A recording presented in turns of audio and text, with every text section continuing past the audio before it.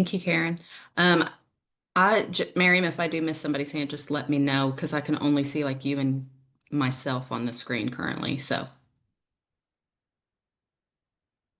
all right. The first thing I always like to talk about when we're talking about ASAP is challenges that ECCs face every day. Being in a center for as long as I was, I know that there are several challenges day to day that we face. Um, One of the biggest ones that we see across the country, but then also that I dealt with my center, and I'm sure you're dealing with it in your centers, is staffing overwhelm. You're never fully staffed, or very rarely are you fully staffed. I will say that.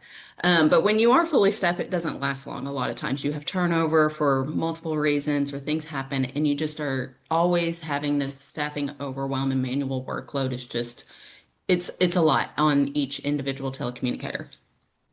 Um, as you see here, there's 77% of the centers are below authorized staffing levels, and that's a huge number. That's a lot for these centers to be understaffed.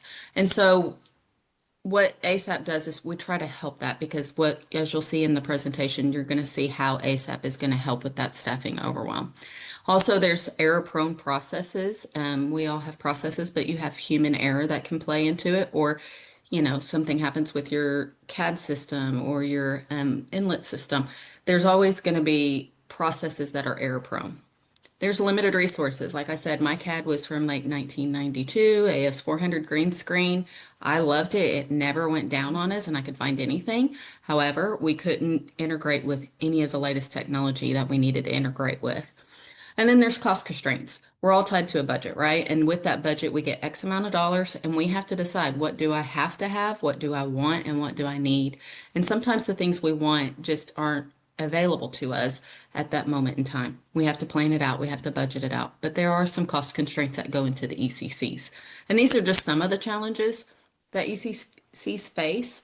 I'm sure that your center has an individual challenge that may not be on this list, but it's constant challenges that we're trying to overcome with latest technology and the latest, things that are there to help the telecommunicators and ease that workload and staffing